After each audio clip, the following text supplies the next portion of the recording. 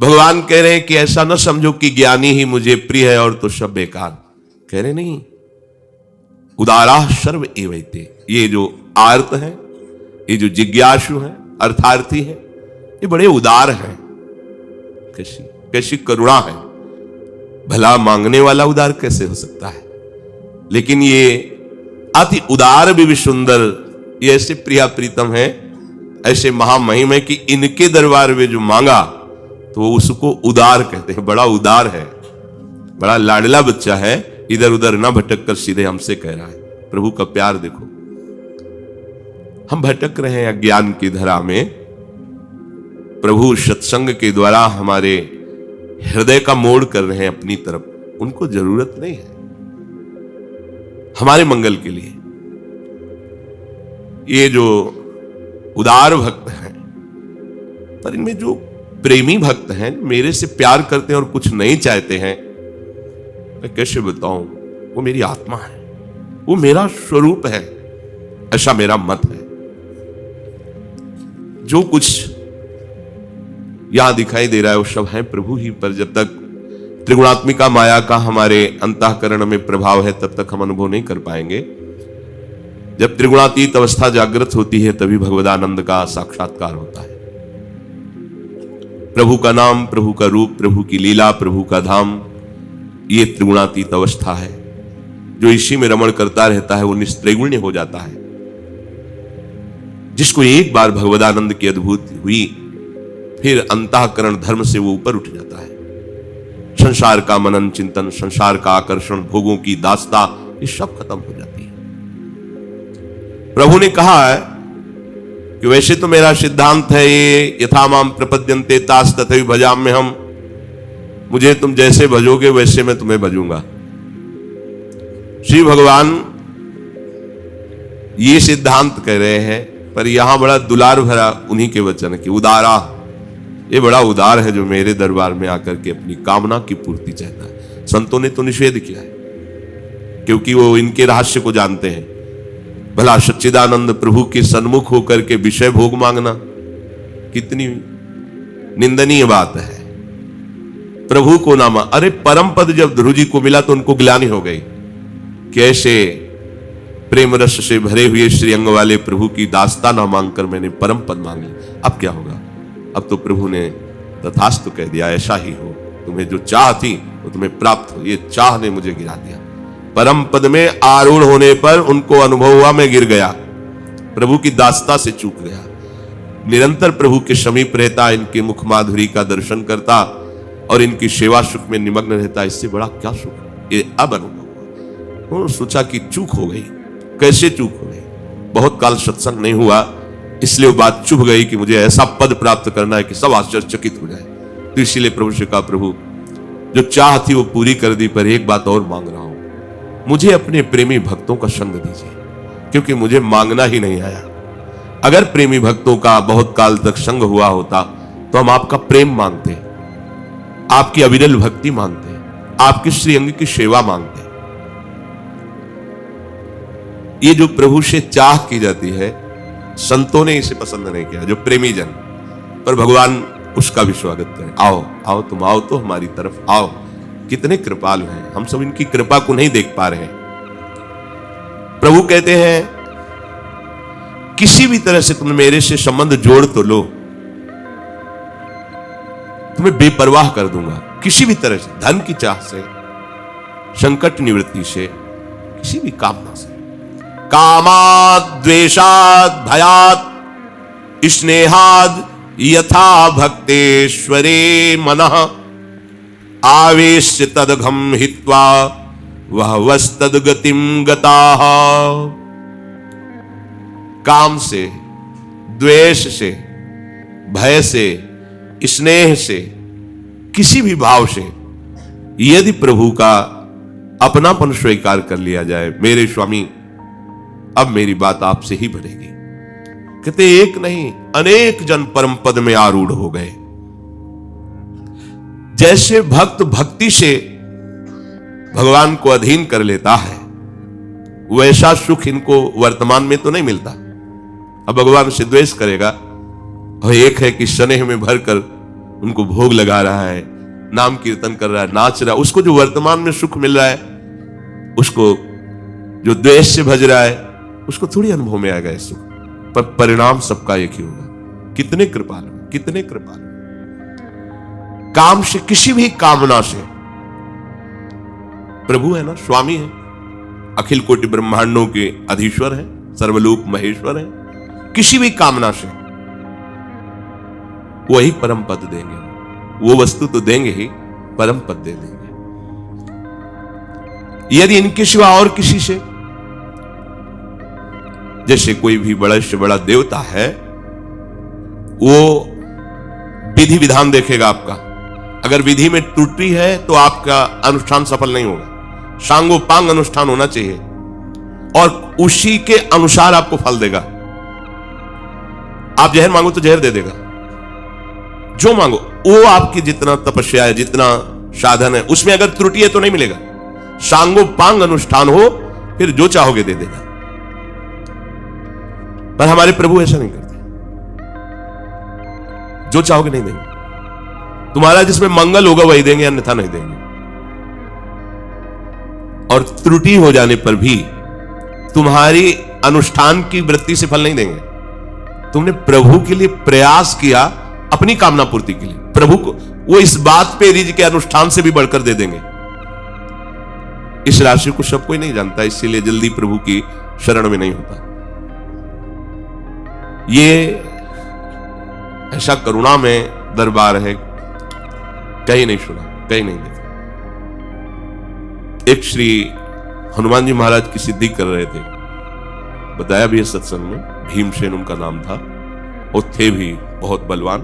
हनुमान जी की सिद्धि और भक्ति में अंतर है, ध्यान रखना। किसी भी महान महिमाशाली देवी देवता या जो भी भगवत पार्षद है, सहज भाव से इनकी आराधना करो, सफलता ही सफलता मिलेगी। वो आपको आगे बढ़ाते चले जाएंगे। और सिद्धि का तात्पर्य होता है उनको अधीन करना मंत्र के द्वारा। अब उसमें अगर अनुष्ठान में त्रुटि हुई तो तुम्हारी ऐसी तैसी भी हो जाएगी।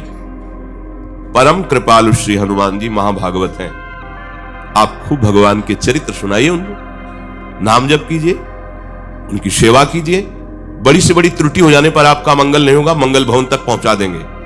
पर यदि आप किसी मंत्र के द्वारा, हनुमान जी महाराज के जो मंत्र हैं उनके द्वारा आप उनको सिद्ध करके अपना चमत्कार दिखाना चाहे तो सांगोपांग होना चाहिए, नहीं फिर सब बिगड़ जाएगा।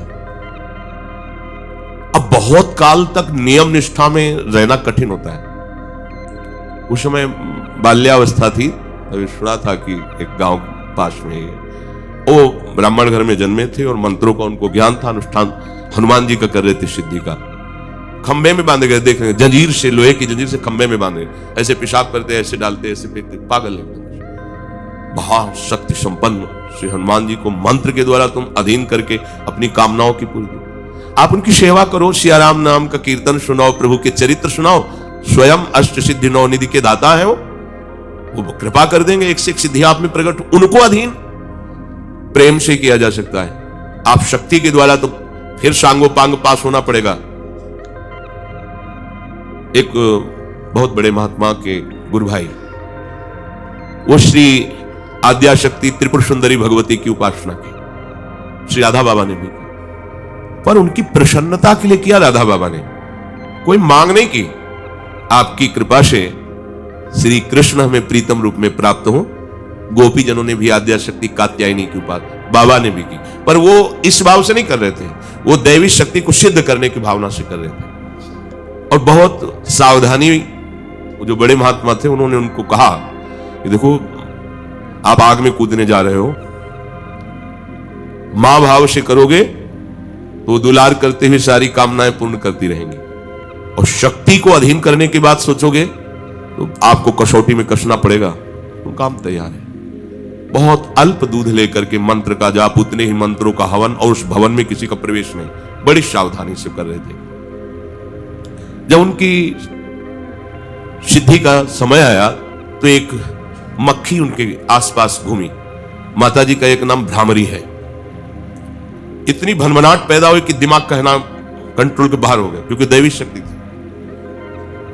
अब बेटा हो तो मां मां पुकारे, लेकिन वो तो अधीन करना चाहते थे शक्ति को, दिमाग का। शाम ने देखा अत्यंत सुकुमार अवस्था और एक सुंदरी खड़ी है, पूज्य भाव हट गए। जो ही पूज्य भाव हटा, या देवी सर्वभूति बुद्धि रूप गायब बुद्धि, बुद्धि खत्म। जो एक फुटपाथ में ऐसे पागल जैसे घूमता है, स्थिति खत्म। तो जो दैवी शक्तियां हैं, बड़े बड़े देवता हैं, ये मंत्र के अधीन है, ऐसा नहीं, मंत्र के अधीन है। अगर सांगोपांग अनुष्ठान हो गया, जितना मंत्र का अनुष्ठान होता है, तो आपकी कामना पक्की सिद्ध कर देंगे। अगर उनको अधीन करना है कि बोले इनके ऐसा, इनकी अमुक शक्ति अधीन है, अमुक शक्ति अधीन, ये हमने दर्शन भी किए हैं, भ्रमण में बड़े अनुभव हुए। एक जगह गायत्री माता का जो सिद्ध भाव है उनको प्राप्त था, तो ऐसे ही हजारों की लाखों की सभा लगती थी, ऐसे कर देते तो ऐसे खर खर खर कर सोने चांदी के सिक्के गिरते ऐसे। ये सब दैवी शक्तियों के चमत्कार। अगर आप निष्काम भाव से गायत्री जप करेंगे तो श्री कृष्ण प्रेम प्रदान कर देंगे, क्योंकि गायत्री कृष्ण स्वरूपा ही है, भाव अलग अलग है। यहां कह रहे कि जो देवताओं का सकाम भाव से अनुष्ठान करते हैं, अगर अनुष्ठान की पूर्ति ठीक हुई तो आप जो चाहते हैं वो दे देंगे आपको। परिणाम क्या होगा कोई मतलब नहीं, तुम्हारा परिणाम क्या होगा, उनका परिणाम क्या होगा, इसका भी मतलब नहीं। आपके पास है तप रूपी धन, उतना कर। अब आप देखो, औरों की तो बात जाने दो, देवादिदेव महादेव,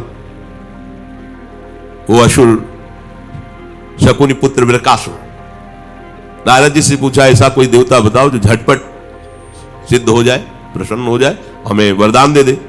बहुत जल्दी प्रसन्न होने वाले आशुतोष तो भगवान शंकर हैं। सहज भाव में उपासना करो, अत्यंत दुर्लभ प्रेम प्रदान कर देंगे। नरसिंह मेहता जी, पूज्य राधा बाबा, बड़े बड़े महापुरुषों को भगवान शिव ने प्रिया प्रीतम का प्रेम प्रदान किया है। मंत्र के द्वारा जो चाह करोगे वो आशुतोष है, और ढरदानी से लेकर विचार नहीं करते जा। उसने देखा कि प्रभु को प्रसन्न करना बड़ा कठिन है, तो अपने शरीर का मांस काटकर अग्नि में हवन करने लगा और भगवान शिव के मंत्र का उच्चारण।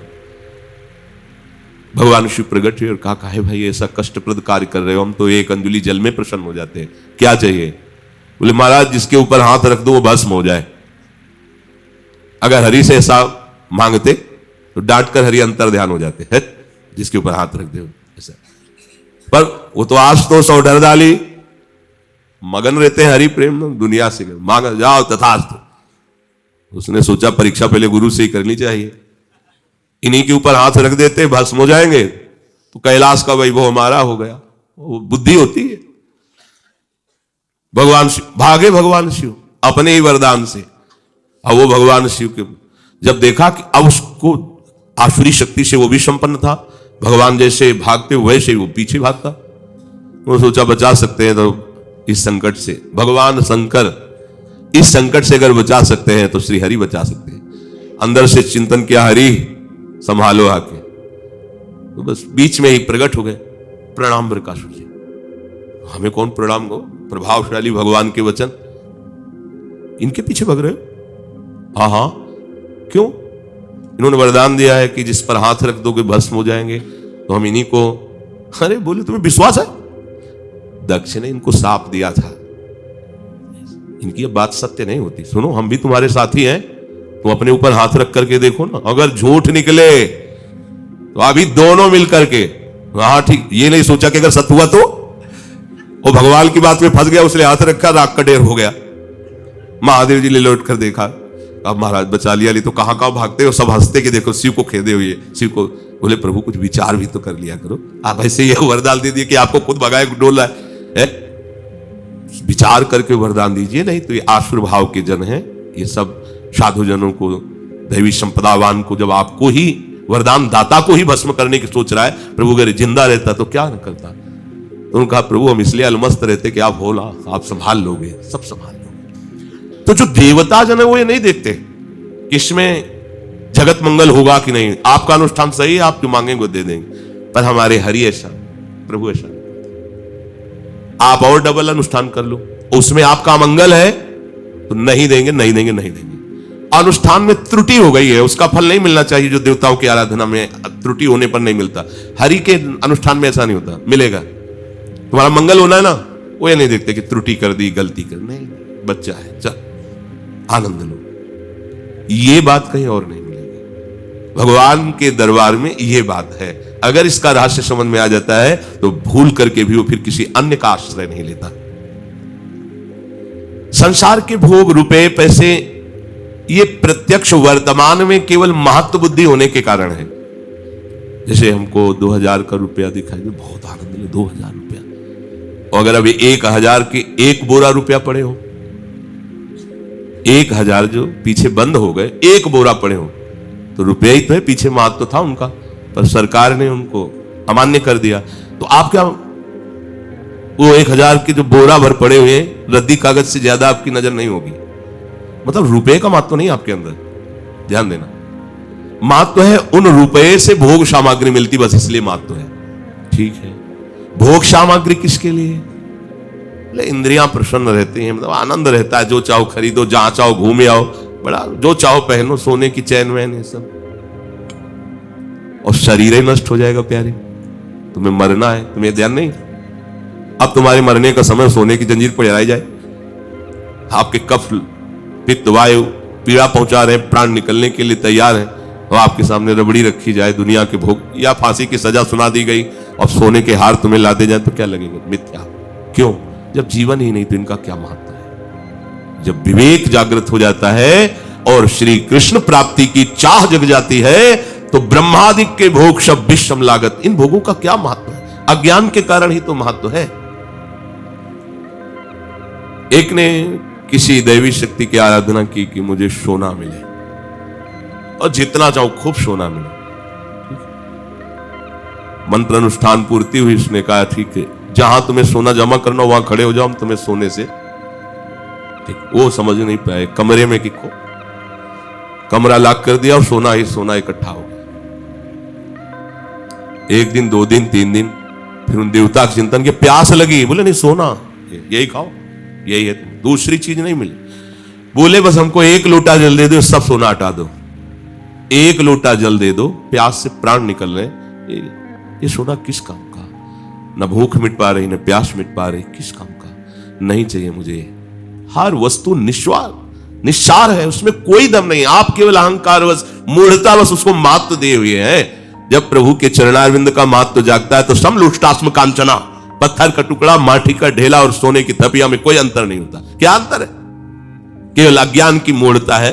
इतनी मोटी डाले हो, खुला करके बटन देखे कोई कि हाँ सोना, सोना जो तुम समझ रहे वो नहीं है, ये कोई अहंकार का कारण नहीं है। अरे गर्व करने का विषय कि हम प्रभु के दासत्व तो उससे युक्त है, ये गर्व का विषय, ये शाश्वत गर्व है, किस काम में है? प्रायः लोग इन भोग सामग्रियों को वर्तमान में सुख देने वाली समझते हैं। संसार के प्रत्यक्ष भोगों को वही छोड़ सकता है जिसके हृदय में कृष्ण लालसा जागृत हो गई, भगवत चरणारविंद की प्राप्ति की बात आ गई। नहीं तो लगता है सामने भोग है, भोग लो ना, थोड़ी देर सुखी हो जाओ, थोड़ी देर तो सुखी। बीज तो इतना ही बड़ा होता है, जब उसका वृक्ष होगा तब, क्रिया तो इतनी, लेकिन उस क्रिया का जब परिणाम आएगा तब फिर नहीं संभल पाओगे। अज्ञान की वृत्ति में लगता है कौन देख रहा है, क्या है, कर लो मनमानी थोड़ी देर, मन प्रसन्न। मनमानी, मन प्रसन्न कहां भूल कर रहे हो? दुश्मन को खुराक दे रहे हो, तुम्हारा नाश करेगा, और जो क्रिया कर रहे हो वही क्रिया तुम्हारे बांधने का अगले जन्म का कारण बनेगी। पर प्रभु के दरबार में यदि भोगों की भी मांग करे तो आनंद का अनुभव प्रभु करा देते हैं। भोगों की भी मांग करे, बहुत बार इसीलिए कहते हैं कि कोई भी कामना है तो प्रभु से करो। बहुत सुंदर पत्नी मिले, ऐसी कामना करदम जी के हृदय में थी। उन्होंने किसी अन्य का आश्रय नहीं लिया, सुंदर पत्नी चाहिए, भगवान का आश्रय लिया। बड़ा भजन किया, भगवान प्रकट हुए, क्या चाहिए? उनका सुंदर पत्नी। भगवान के आंसू गिर पड़े। इतना कठिन भजन करने के बाद, मेरा साक्षात करने के बाद, सुंदरता की सीमा भगवान है, सुंदर पत्नी से वो बिंदु सरोवर बना भगवान की अश्रु का। ठीक है, आदि सम्राट महाराज मन की पुत्री श्री देहोती जी लेके आएंगे, आपको दे देंगे, परम सुंदर हो, तो तुम्हारे कल्याण के लिए मैं स्वयं तुम्हारा पुत्र बनूंगा। मांगा नहीं, मांगा था सुंदर पत्नी, तो भगवान कपिल देव जी के रूप में आकर के दिव्य सांख्य योग का उपदेश करके उनको मोक्ष पद पे विराजमान किया। यह है भगवान के दरबार की मांग। जो चाहे प्रभु सबके दाता है, बस हृदय में बैठा ले कि केवल प्रभु से मांगना है तो प्रभु से उदार कहते हैं। भक्त की लौकिक पारलौकिक कामना की पूर्ति करके भगवान उसकी इस बात पर नहीं देखते, किसने मेरा भजन करके लौकिक वस्तु मांगी, मैंने दे दिया, फुर्सत हो गई। नहीं, वो नहीं जानता, पर हम तो जानते हैं ना कि जो वस्तु दी है वो नाशवान है। तो मेरा आश्रय, मेरा भजन नाशवान नहीं है। क्या उसका फल इतना ही होता है? नहीं, तो मैं उसे परम गति प्रदान करता हूं। अपनी तरफ से परम गति प्रदान करते हैं और उसकी मांगी हुई वस्तु प्रदान कर देते हैं। गोस्वामी जी कह रहे हैं, और काहि मांगिए को मांगी बो निवारे, अभिमत दातार कौन दुख दरिद्र तारे। धर्म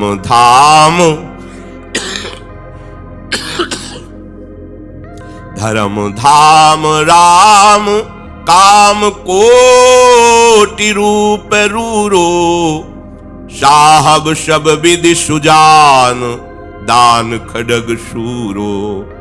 सुषमय दिन द्वय निशान सबके द्वार बाजे, कुसुमय दशरथ के दानित गरीब निवाजे। सेवा बिनु गुण विहीन दीनता सुनाए, जे जे ते निहाल किए फूले फिरत पाए।